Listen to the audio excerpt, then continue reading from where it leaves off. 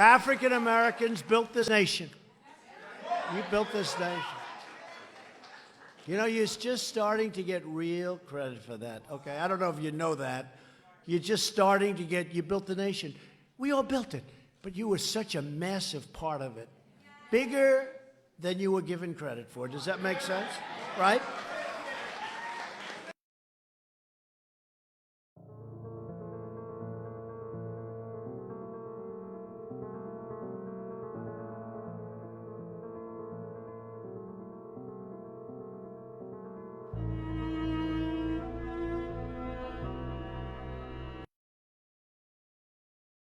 Evidence has surfaced and continually grown to indicate that many of these pre-Columbian explorers might have come from Africa.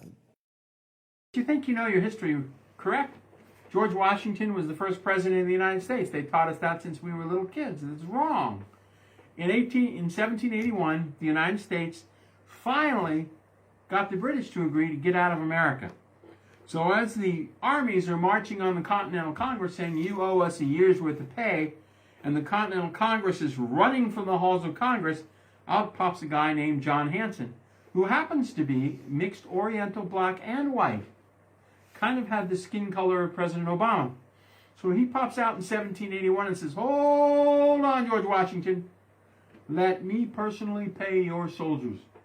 So he has a couple of people working for him, go down in the basement, and they bring up these chests full of silver.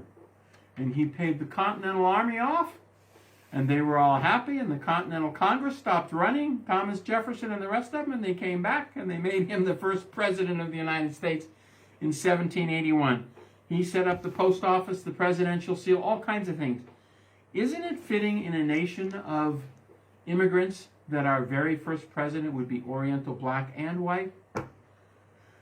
Again, his name was John Hanson. So when you go to high school or elementary school and they tell you, the first president was George Washington, you raise your hand and say, no, it wasn't. It was a man who was black and Oriental and white named John Hanson. He was a Moor. He was a Moroccan. George Washington was the 9th president, and all of them was Moors, and their symbol was what? Come on, Come on, keep on. Well, the cherry tree. So the code is George Washington chopped the cherry tree down. That's when they switched signals. I'm so tired of people saying, well, it was just the white people, white people, white people. No. No. Why are we intentionally leaving others out? There are black founders. And I want you to also recognize why you're not going to find information like this in your school books. Why? Because it will liberate you. Because it puts everything back into context. And it starts to show you who's who. See this December the 1st, 1789? He's been in office about 7 months. He was appointed. He was not elected.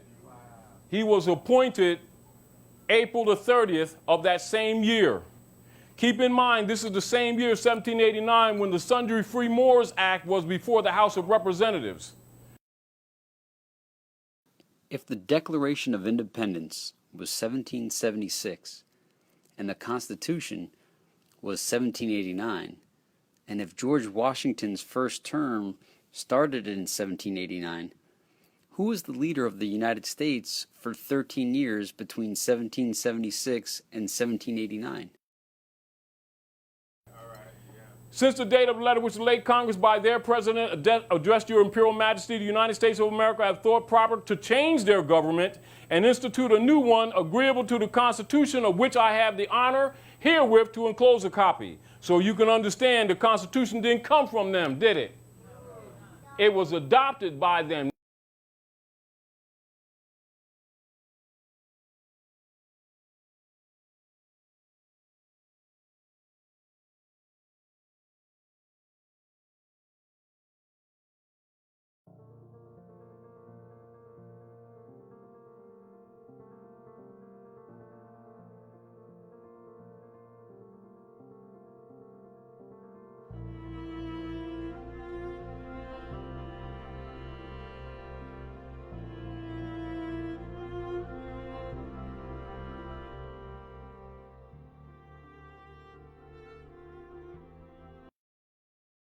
So in that spirit, tonight, I thought I'd start my show a little differently. Tonight, I'm going to do something that I'm not particularly good at, but that I like to do. Tonight, I'm going to try some impressions out.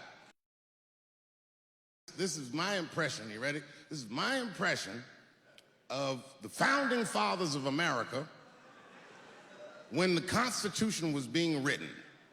You ready? Here it goes. Hurry up and finish that Constitution, nigger. I'm trying to get some sleep.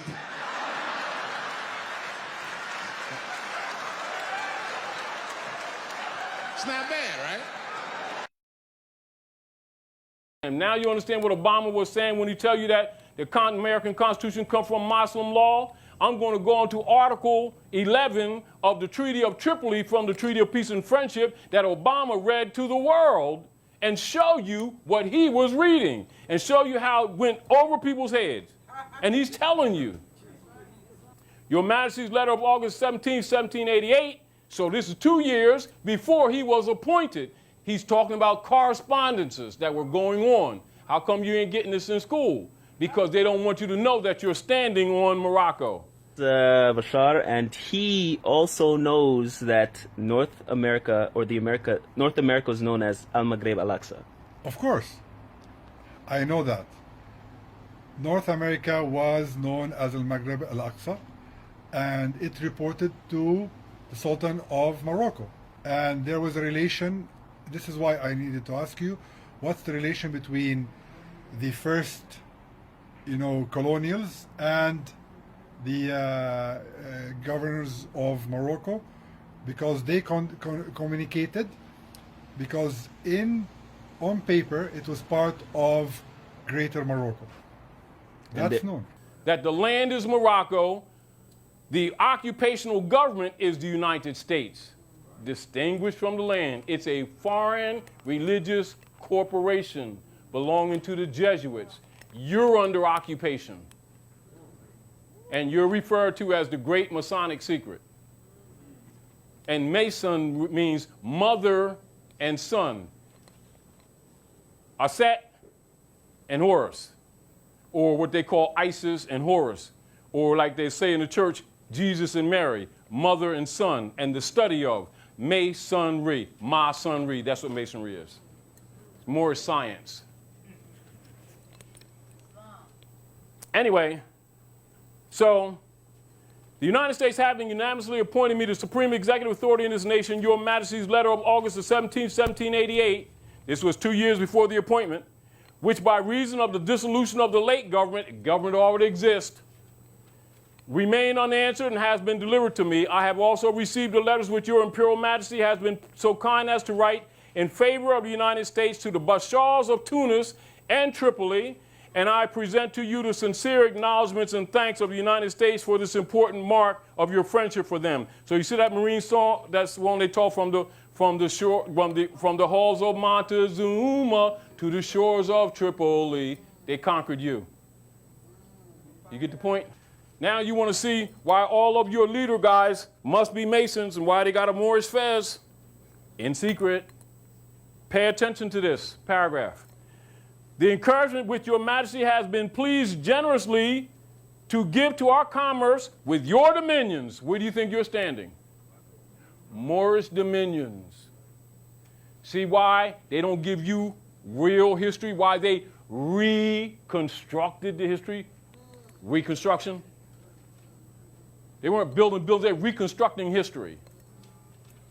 So the encouragement which Your Majesty has been pleased generously to give to our commerce with your dominions, the punctuality with which you have caused the treaty with us to be observed, and the just and generous measures taken in the case of Captain Proctor make a deep impression on the United States and confirm, pay attention, their respect for and attachment to Your Imperial Majesty. The United States is an appendage of the Moroccan Empire.